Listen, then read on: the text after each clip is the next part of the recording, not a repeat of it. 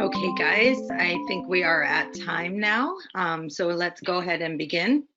I appreciate everybody joining us today. Good afternoon, good evening. It seems like there's a lot of people from kind of all over the globe here. So we're happy to have you. Let's go ahead and kind of just do some light housekeeping. Go ahead, submit questions. Due to time constraints, we'll try to answer them all. If we're not able to, what we will do is get you guys all of the answers to your questions in a post-call document.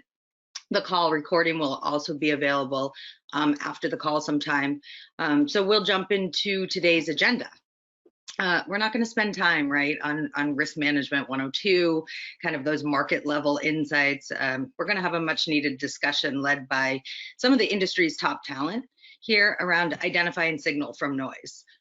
So now more than ever, this topic of kind of third party risk, right, is important to begin to unpack. Inherent risk grows greater, of course, with the expanding third-party reliance. We know this. Third-party risk and exposure is also a known and continuously growing cost center for organizations. So, you know, how can we be most effective, right, in our jobs? And so across industries, really, those high costs and kind of limited scale really characterize our third-party risk and management programs. And so as a result, many have languished, even though the need for them has really grown.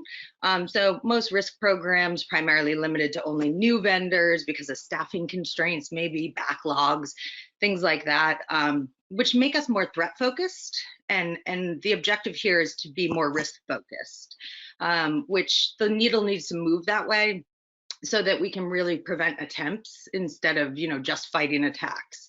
And so for everybody wondering, it seems like there's a bunch of people on.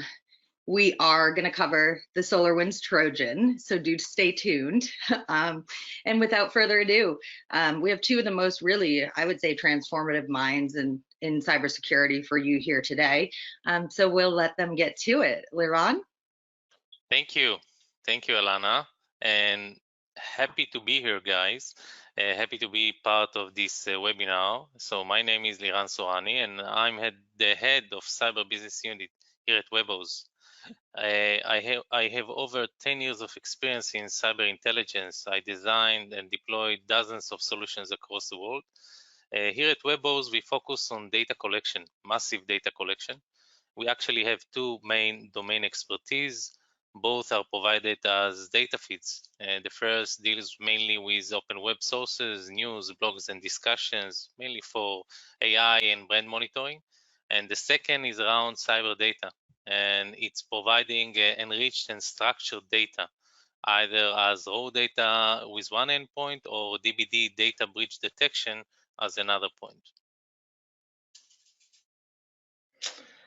And I'm Aaron Barr, happy to be part of this conversation for sure. I'm the CTO and co-founder of RiskHQ Media. I as well have a lot of experience developing solutions across information operations, intelligence solutions, mostly with inside the intelligence community about the last 8 years, working on the private sector.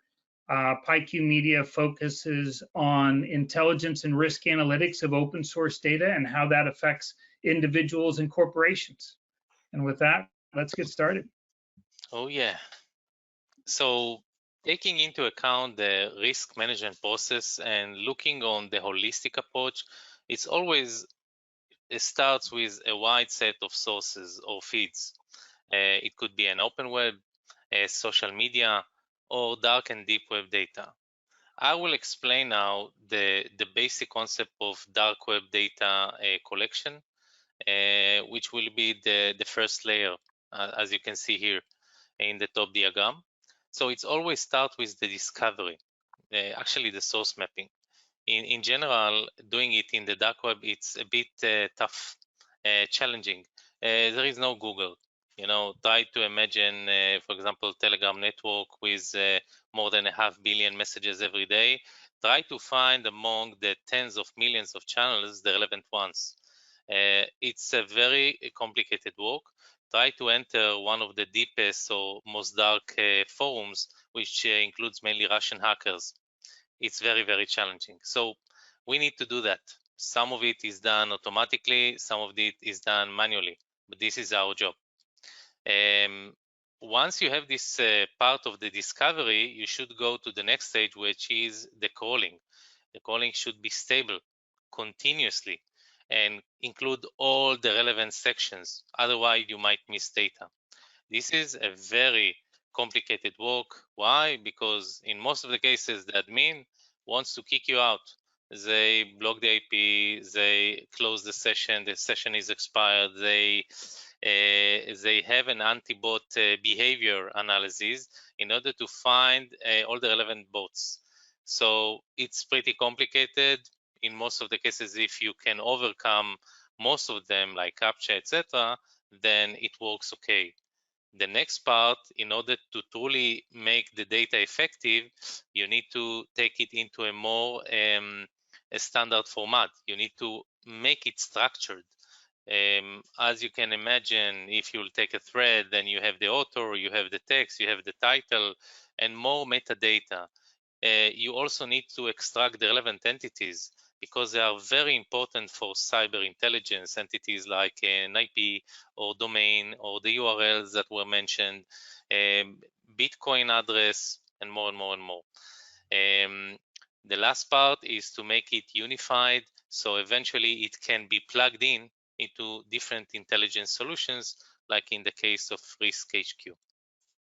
Yeah, I couldn't agree more, Liran. A more comprehensive and deep data source approach requires an integration and visualization capability that allows for users to interact with that data and develop automation of pattern analytics, risk factor identification, and monitoring to make it useful for the organization. Mm-hmm. And so, when we're talking about the state of third-party cyber risk, we all kind of have an understanding of what these issues are that are displayed on the screen. We have too narrow data sets, too few examples or samples over time. Deeper assessments are costly and time-consuming. We need to take into account not just the IT system security and the application of policies, but also data on company reputation, sentiment, vulnerabilities, and compromised PII across corporate and employees. Employees we're going to talk about a lot because all of these factors affect risk, and it's a continuous cycle. This is why PyQ and WebHose, we've come together to have this discussion, to partner together to combine larger data sets into continuous visualization platform that allows analysts to better understand the relationships and artifacts of corporate risk. So I totally agree with you, Aaron. I think that to make a data stream more actionable, it means by design to focus only on relevant indicators or potential incidents, taking into account that criminals are dynamic and smart. They change names, identities, and networks, only with a wide coverage of networks that includes anonymous platforms like Tor, I2P, and ZeroNet, chat applications like Telegram or Discord or IRC even, and deep and dark sources with the ability to search across. One can really get relevant and high quality feeds. Let's take the SolarWinds example with the Orion IT platform. This is part of a supply chain attack that was already being patched with malwares months ago.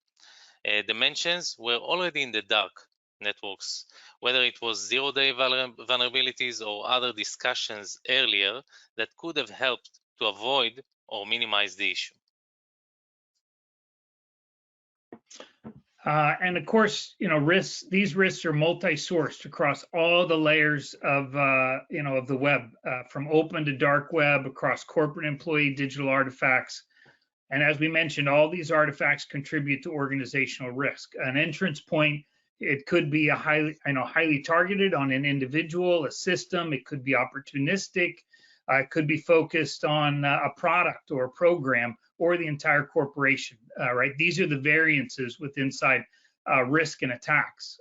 Looking at these pattern changes across risk factors such as news, sentiment, social, exposed PII, and then being able to drill into discrete exposures, as Liran was talking about, compromised PII, individual breaches, compromised systems.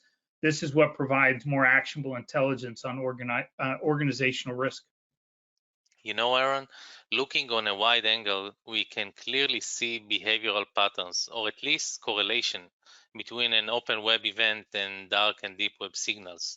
For example, a new vulnerability that was reported as a CV, and you can find many of those publicly available, can trigger intensive discussions across different hacking forums or Telegram channels. Who is keeping an eye on this to verify that another attack is not planned? Question mark. But in order to connect the dots and get into a meaningful findings, the data should be connected into a risk management solution that aggregate, analyze, and then unify the risk into a clear event. Yeah, and it can't be overstated the importance that people, not just systems, play in contributing to organizational risk, especially today. I mean, the last 9 months, remote working, social media activities, digital connectivity, they all further complicate an organization's ability to monitor and mitigate human layer vulnerabilities and compromises.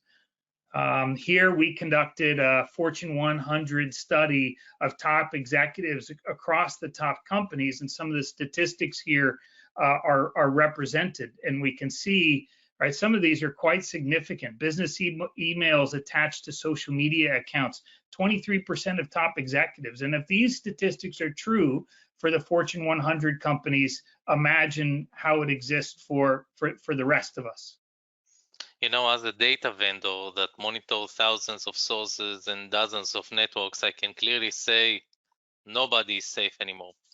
We can see every day thousands of mentions on brands related to data breaches, PII and NPI. Threats in the form of new malwares, ransomwares are being traded among criminal groups. And as an example, let's take Apple. Over the last year in Webos, we detected something like 160,000 posts in forum, marketplace, and chat offering Apple products being sold illegally. In the case of Amazon, over the last year, we detected more than 500,000 posts selling services, tutorials, and method to purchase Amazon accounts with balance or credits. Amazon gift cards are, very popular in the dark web, or tutorials teaching how to buy products on Amazon with a stolen credit card. I can say that Webos detects more than 1,000 mentions of the brand Amazon and its services every day. 1,000 every day. In Disney, we saw a similar phenomena. We saw a trend in the last year with thousands of compromised accounts in Disney Plus, for example.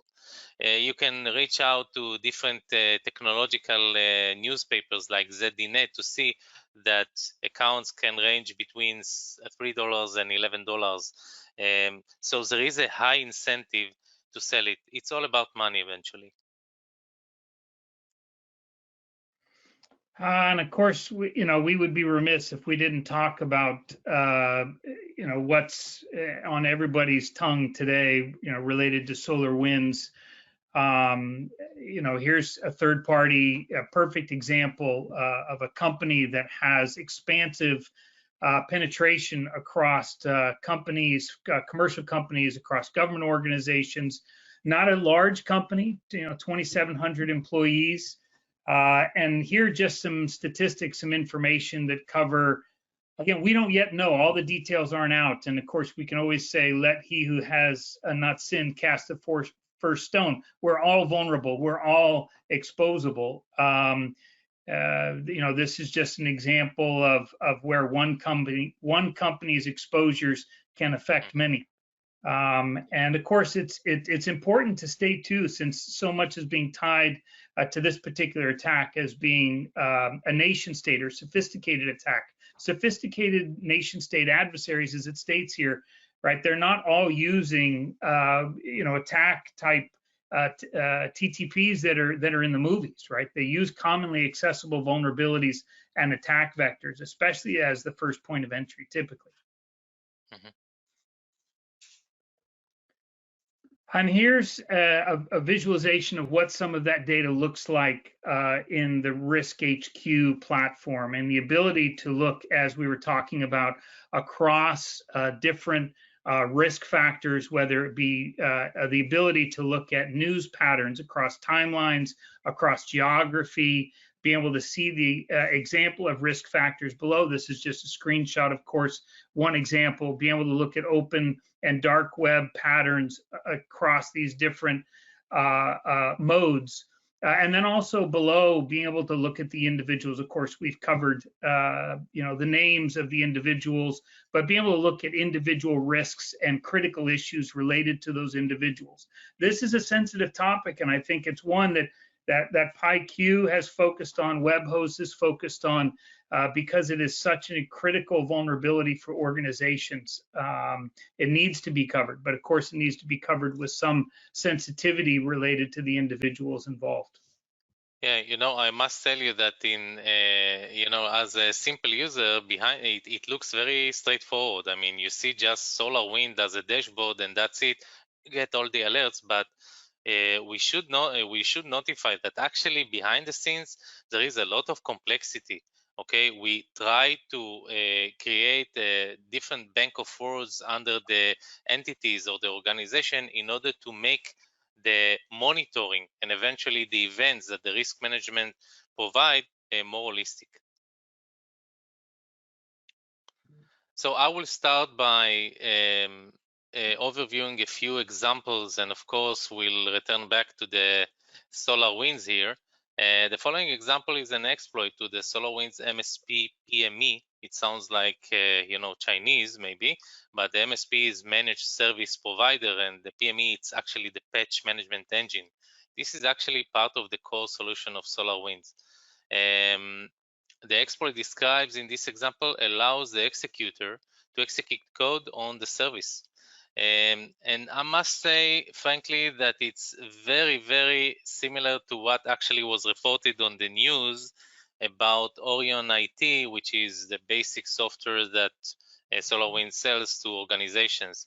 Imagine the impact. I mean, it's like taking the basic foundation of your third party, which you trust, that eventually being hacked, and it's being deployed over all your organizations. According to public news, it seems like more than 30,000 customers were impacted. Each one of them is organization like the Pentagon, like the US Army, etc. It's huge. In this example, you can see PACE that presents known malicious IOCs, which is indicator of compromise hashes from the Orion attack. Those hashes might lead to actors related to the malware or just add more technical information about that after the attack has occurred. So actually here, we are talking on the post-event, where a risk management solution can detect additional indicators to the more specific attack or method that can help to block or minimize the impact on the end user. And Liran, this is a great example of being able to take, as you mentioned, post-attack discrete compromise artifacts, and then be able to put these back into new searches for patterns that might come around networks, individuals involved in the exposures of this particular types of information, right? I mean, tools cannot replace an experienced analyst, but they can significantly aid an analyst's ability to identify patterns and drive through these critical risk artifacts. Absolutely. And I think it's important to talk about corporate risk isn't just about IT security risks or risk to compromise. Business and reputation risk can be just as critical to an organization, such as this example where the Apple iPhone 12 was being made available for pre-orders in the dark web prior to its release. Yeah, so as you said, in this example, we can see another point of risk, the business aspect. The post actually was published on already 16th of September, a month before the official launch of the iPhone 12. Moreover, correlating data from multiple sources or channels can put the risk in the right context and in the right time. You can see in this example that the vendor is selling the so-called iPhone 12 in half or even less the price. It might be a fake, it can be damaged. It's a very huge impact on the brand and the reputation. Imagine if it will be even a mass event of selling such kind of devices. So monitoring such events should be wide. And as you can see, the vendor is selling in multiple channels. He already published it in a forum and also refers to his Telegram channel or address. So collecting these signals in time and converting them into a risk by identifying a pattern is super effective and can be done using risk management solutions. And here's that data presented with inside RiskHQ, where we see in the open and dark web the visualization on the 16th of that particular post being made. As we've talked about before too, we can then take the particular markers out of this post, whether it's a Telegram user ID, whether it's a particular phrase or set of keywords, in this case pre-order, where we're looking for data across the dark web related to, could just be iPhone 12 Pro, and being able to put those through the system and be able to see the patterns of discussion. Here, of course, we see one post and then a large lull in conversation before people start talking about pre-orders again just prior and post the release of the iPhone 12. So being able to visualize this across these different modes, geographically in the time graph, being able to see the raw data is very important to be able to visualize this data. Okay, cool. So in this example, the vulnerability being exposed belonged to a tour operator. We will not disclose the exact names, but it's pretty huge, where its digital assets are being compromised and presented for sale. The operator provides services to top tourist vendors in Brazil, which necessarily means that dozens of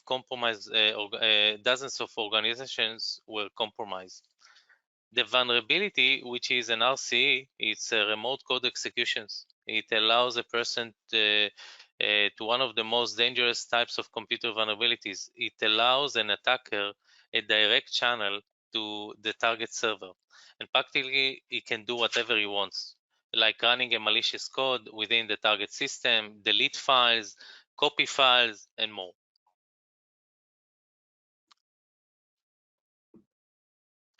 The following actor offers actually a macro exploit tutorial for Word and Excel.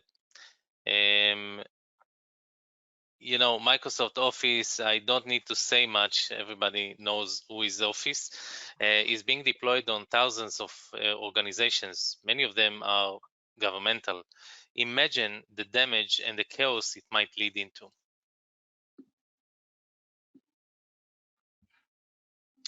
In this example, it's actually doxing. Doxing is actually an act of publication of private or identifying information about an individual or organization. The example shows specific CEO details that are being leaked in Doxpin, one of the sites that are being used by for doxing.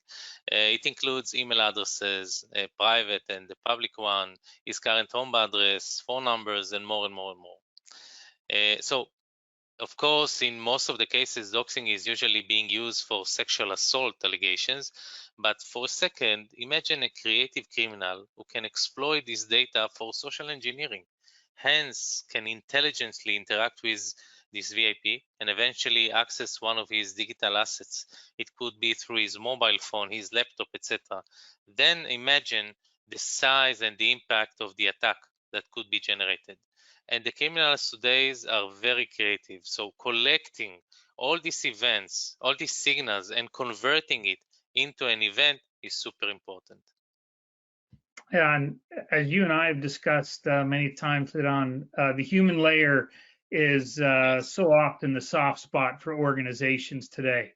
Whether this types of doxing or exposed information then leads to BEC scams, phishing attacks, or other compromises. And of course, this is becoming even more prominent if we think about executive protection and VIP protection, if you will, in using this as a means to expose and compromise these types of individuals.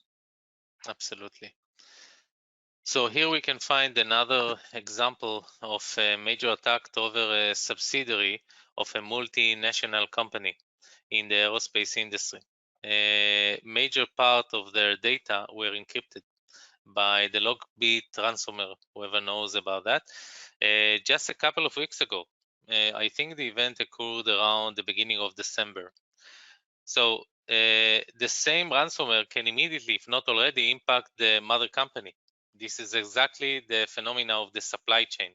So you are connected to a company that you just bought, but actually this company is being compromised and you don't know about it. So monitoring all the time, all your subsidiaries, all your supply chains, your domains, your digital assets can help effectively find the next event. Here is another point of risk, PII. Tokopedia might not be known to all of us, but it's similar to AliExpress. It's a large Indonesian e-commerce organization that was breached. I think it has like 5,000 employees. 91 million accounts were breached. So even though it's Indonesian, the accounts, as we all know, might be related to US citizens, and actually they're pretty global. All of us buy in AliExpress, I think, and even belong to the VIPs or even their siblings. Imagine how a criminal mastermind can use this data in order to social engineer, then attack relevant surfaces. This data breach is being sold in Empire Market, a known dark web marketplace. This breach was exposed by Shiny Hunter, which is a rising star in the data breach in 2020.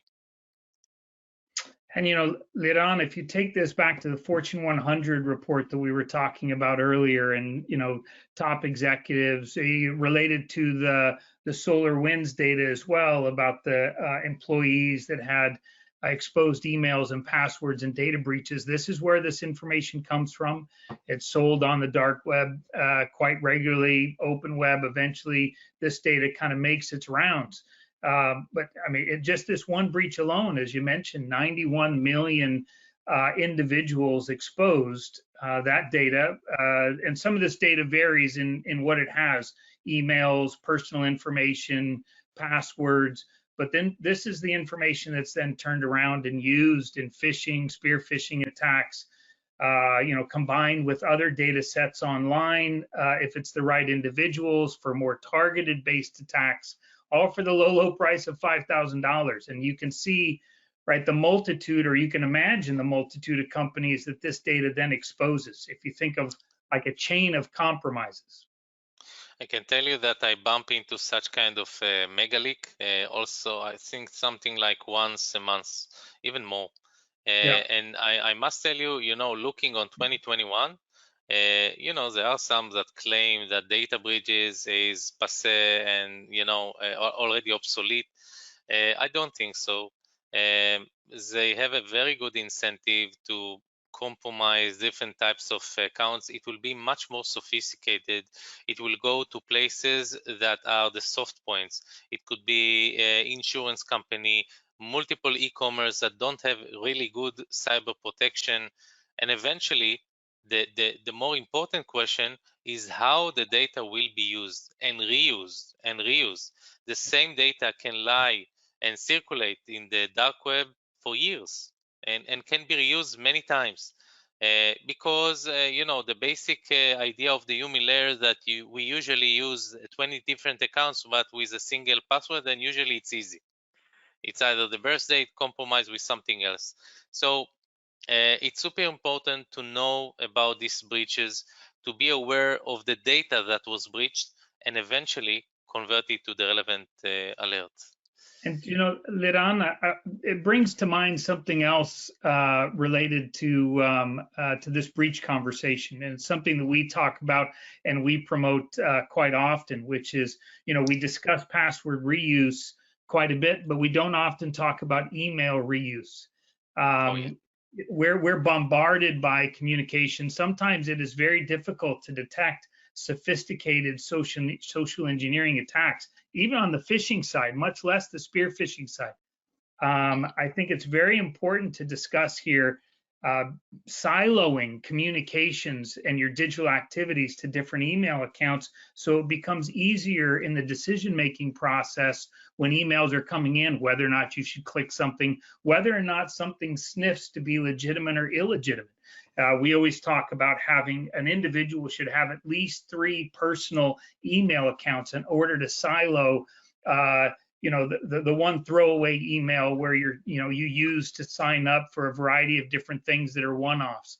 You've got a second email account that's specific to your social media, your online forums, your Facebooks and Twitters and Discord type of accounts, and then a third more personal account that you use for personal communications and financial transactions. And then, of course, to make sure really sure that you're using your business account for business purposes only, going back to that Fortune 100 statistic that 23%, I think it was, Fortune 100 top executives are using business accounts for signing up for personal social media.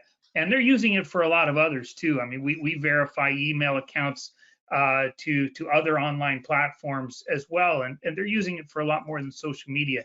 And that just shouldn't happen today.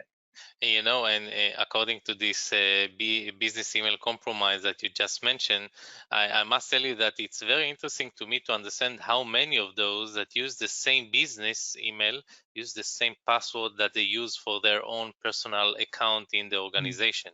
And I'm sure here the correlation, you must agree with me, is very high. Very high, yeah, absolutely. So here, because humans are currently the top or one of the weakest links, for organizations, it's important that we have continuous and more advanced training and awareness programs, capabilities that continually evolve as the threats evolve, and that are personalized and not overly generic. We at PyQ here have developed a training and awareness program that takes this collected PII information that we're using as risk exposures, and providing that information, the risk exposure information, the risk factor information to the individuals so they can identify which pieces that they need to correct, or whether or not that information is okay to be out there. But then we take that PII and we tailor spear phishing simulations for each individual user. I think that's important, especially important for key employees and top executives that are the ones most at risk of being targeted for attacks. We talk about there's 2 phases to social engineering. There's the reconnaissance and there's the targeting phase. And the reason we have a separation between phishing, even sophisticated phishing, and spear phishing is because reconnaissance takes time. What we here at PyQ have done is we've taken the information that we're getting through feeds such as Webhose, and we're automating the reconnaissance phase, which then allows us to automate the targeting phase as well. And that's, I think, quite a scary thing to talk about. But that is, where things are advancing. So we need to be able to be current and maybe even ahead of where these threats are evolving to. So all these threats, as you said, are being discussed very thoroughly or being traded in the dark and deep web. It's just a matter of continuously monitoring and collecting this data and eventually translate it into this wonderful training program. So eventually, when you want to be trained and be safe, you need to be aware of the latest techniques, the latest attack surface, because I'm saying it again and again and again, the criminals are very, very creative. They always find the next backdoor or the next way in order to hop in. In most of the cases, as you mentioned, it's around phishing and very good high quality social engineering. Only the last a few days ago, I bumped into the AnyDesk, the famous AnyDesk application that allows you to remotely access a computer that was using a Google advertisement phishing. I mean, I saw, I was looking for AnyDesk to help one of my colleagues and just typed it in Google, and I just reached to the first link, which was anydesk.work, and it was like an advertisement of Google. It was crazy. It looks exactly like the AnyDesk day-to-day page, which I usually use. And then when I downloaded it, the antivirus started to feel that it's something different and gave me some warnings about malicious code, etc. So it was really, really amazing. And it's, you know, designed fantastically, so you'll not notice any change, as most of the users, and believe me, I'm technical, so it took me a few iterations in order to find out that this is actually a scam page. So I'm just saying again, to have a continuous and up-to-date information can effectively help to provide the latest threats, knowledge, and awareness of the techniques used. WebOS actually can provide such kind of information.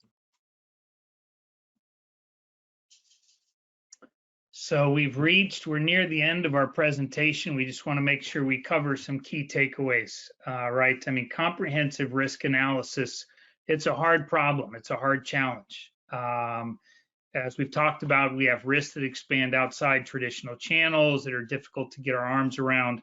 We have third-party vulnerabilities, which greatly extends the chain of compromise. We need to have a more holistic view of organizational risk, which means we need to include more data sources. We need to train our analysts in order to be able to view patterns across those data sources and not just be focused on individual artifacts of compromise. And this needs to be continuous and iterative. I mean, I talk about AI is wonderful, machine learning is wonderful, and it can really advance a lot of our capabilities here. But in some cases, nothing replaces a very good and experienced analyst with the right tools. Golden threads are oftentimes very difficult to come by. But if you put the right tools in the hands of good analysts, typically good things are going to come out of it. Absolutely. And I must say again, there are thousands or tens of thousands of signals around the dark and deep networks. It's just a matter of focus. Find the right relevant words, collect these signals, convert them into an event. And actually, the monitoring should continuously continue pre the event and post the events, because there are some details like the examples that I showed before that can provide you more details and focus on the exact attack vector that happened. So it requires continuous monitoring in order to do high quality risk monitor assessments like the RiskHQ. Perfect. Okay, guys, we are looking. It looks like there have been a couple questions that have been submitted. Okay, this one I think makes sense for Liran.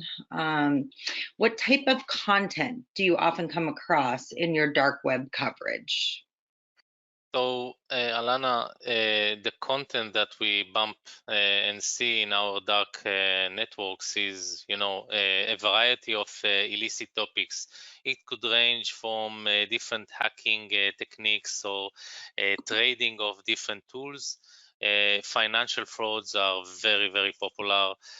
Carding frauds, the most popular ones, I think.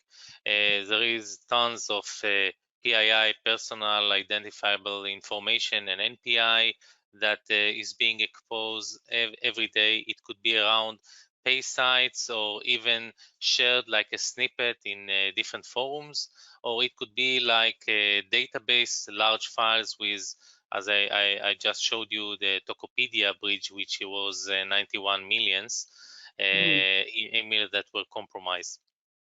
No doubt. Okay, great answer.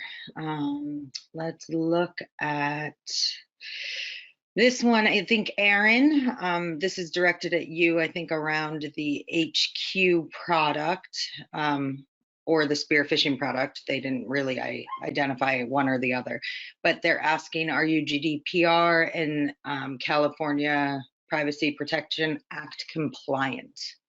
We are, we've done our rounds with the lawyers and of course with inside our internal business processes to make sure that we have the mechanisms in place to remove information when requested, and also to be very cognizant of any of the data that we collect is all or open source data. It's all publicly available data, and as I mentioned, have the mechanisms to remove when requested. We are GDPR and CPA compliant. Good stuff. Okay, this one also makes sense for you, Aaron. What is the most heavily weighted PII exposures that drives more risk for organizations, either internally or through partnerships? Yeah, so that's a multi-layered answer. I mean, number one, we always talk about, there's 3 steps to a social engineering based attack or a human based compromise. Number one, you need to know that an individual is tied to a specific organization. So, listing things like job title and place of employment, that's oftentimes that's your first tick, your first risk marker. But in many cases, we find that's something that's unavoidable to list, because individual brand and corporate brand have become so much tied together, and we understand that. So we're not asking everybody, for example, just make sure you remove all PII as much as possible, delete all social media accounts and just get off the internet. It's a matter of understanding the complexities of if you are associated with an organization, what other pieces of information make you exposed? So, for example, what position you have, who you're employed by, organization you're tied to. Can I find easily identified means of communication, email addresses, personal email addresses? And then the third one is context. That's especially from a targeted spear phishing attack. Being able to identify the things that a person's interested in, the relationships that are key to them, that I might be able to spoof or simulate, all of those. So it's a combined factor, actually. Interesting. Okay, we have kind of 2 very similar questions. I think one was more directed at Liran at WebHose, and then the other one I think was more for Aaron. And so the combined question here is, for Aaron, and I guess you could answer first, can you set alerts for risk markers being monitored? Yes, absolutely. So, once you get through and you identify not only specific artifacts, but also, as we've been talking about, patterns. So you might have a threshold of activity. Every company's risk posture is different. A British Petroleum's risk posture is different than, a medium to small business. Some companies are more exposed than others, and they operate. They figured out how to operate at that level. So being able to set sentiment marker alerts, being able to set pattern marker alerts, volume of communications or conversations, as well as specific artifacts. So whether or not a specific keyword or phrase is mentioned, or specific individuals that you understand are, might be tied adversarially to your organization, become more active. So absolutely. So I would like to add here something about the alert. So eventually, when we look on the alert, it's a composition of many types of keywords divided into different categories. And in most of the cases, there is an ontology around it. So eventually, you have multiple entities that are correlated in the first hop or even the second hop to the same target. much like a business relations between the mother company and its subsidiaries. So once you take all of that, let's call it a net of words, and eventually throw it into the monitor system, then you start to find relevant signals. Now, the beauty here is that if you know to keep the ontology, the correlations between the different keywords, and you get the relevant signal and match it to the right place, then you can easily calculate the risk and understand the impact on eventually the target company. So definitely. Yeah. So I guess that answers the question. How do we know in advance? And you just kind of laid that out for us. So Yeah, you see? perfect. See, there you go. Okay, Liran, how do you handle the ever-changing arena of dark web sources? How do you keep up with kind of the latest hotspots? So it's similar to what I said in the beginning in slide, I think number 4. It was around the collection platform. The key essence here is to have a very good and robust discovery. As you said, the arena is changing all the time. Criminals are migrating between different networks.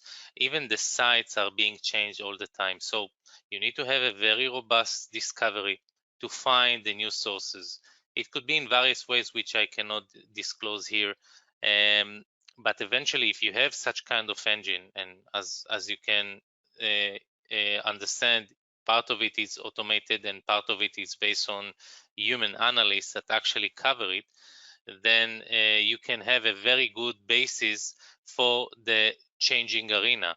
The next step is to have a very robust and continuous extraction of data, which here we can find a lot of challenges through the collection itself, whether it will be from a deep and closed market or a deep closed forum, that there you have different challenges like an IP blocking or session expiration or human behavior analysis that the admin are using.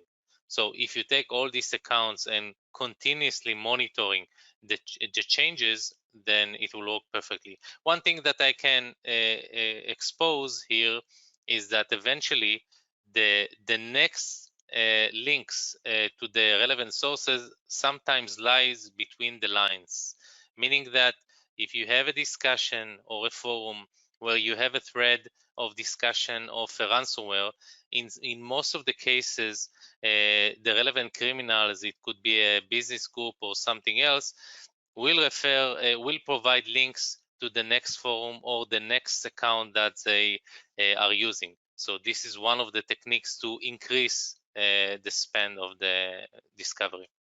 Okay, so using the right tools is really important. Super important, yeah. Okay, so I guess both of you can each kind of take a turn. We'll start with Aaron on this question because it's pretty broad. So what is the likelihood if we or a partner has already had a breach, and it's not specified how recent or whatnot, but what is the likelihood if we or a partner had already had a breach, it will actually happen again?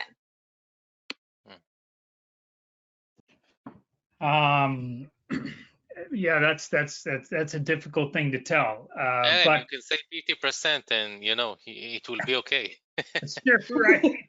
I'll just throw out a number. No, it's difficult to tell. But as we kind of covered in the presentation, being able to monitor, especially after a breach, conversations, chatter, IOCs that were previously part of the first breach, individuals that might have been involved, specific channels that were involved. Those are going to provide some of your best indicators. I don't know what you think, Liran. So, speaking about the next breach now, I saw many of the cases like you see a serial entrepreneur. So I saw many serials of such kind of cases to say for sure, yeah, I must tell you that the criminals are also lazy. Eventually, if you find a good backdoor to a domain, and this eventually domain does not, or let's say the organization does not handle or protect his organization, then for sure it will happen again. in many of the cases, you have automated tools that try to ping different ports and IPs. So eventually, the same event can repeat again, unless it's being protected and being aware of the risk. Very true. Very true. Well, I don't really see any more questions, guys, coming back in. Did anybody have any more closing comments, or did anybody, kind of any ideas sparked based off some of these questions you wanted to cover? Well, I see one more I want to make sure I want to answer. There's a question that says, how are you making sure the adverts are legitimate? The example being the Apple iPhone 12, it could just be a scam or just a troll. And that's a great question, right? So we need to be able to try to filter out as much of the noise as we possibly can, try to identify, but it is a challenge, right? What's legitimate from what's maybe just noise. In this case, this is where it goes between the tools and the analysts, and being able to look at the individuals that are posting, whether or not those user IDs or monikers, aliases have been used before, if there's any legitimacy to that, if there's any trending in conversations. I don't know what you think about that, Liran, but I think, right, that's where part of the investigation comes in. Yeah, actually, I agree. Yeah, I don't have anything else to add here. Well, good stuff. So I think that concludes our content for the day, guys. We and gals, we appreciate everybody joining us, and we will make sure to get everybody. There's already been some requests here to get the recording out to you guys. I'm sure it's a busy time, kind of based on our audience here and everything going on. And stay safe out there, and we'll get you guys access to the call. And we appreciate you guys joining us today. Thanks, everyone. Thank you. Thank you. Bye-bye.